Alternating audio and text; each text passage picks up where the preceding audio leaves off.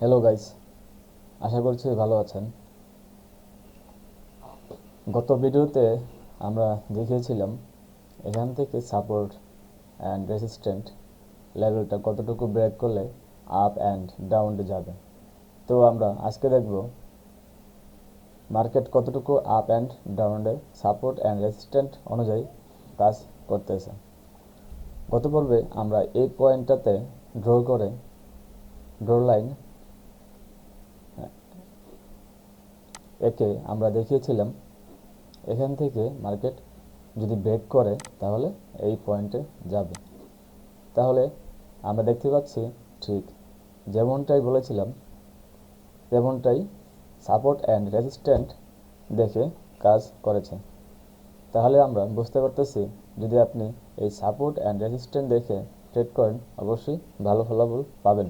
এটা হচ্ছে H4, এখান থেকে ব্রেক হওয়ার পর যার কথা ছিল 9398 পয়েন্ট থেকে ব্রেক হলে 99 অথবা 1-এ, তো ঠিক তেমনটাই হয়েছে, অর্থাৎ 170 পিপস এর মতো। যদি আমরা H1-এ দেখি সেম, H1ও সেম, এখান থেকে যদি ব্রেক করার পর কথা ছিল এখানে যাবে এখানে, বাট এই নেক্সটে যে পয়েন্টটা আছে এটা কিন্তু ব্রেক করতে পারেনি।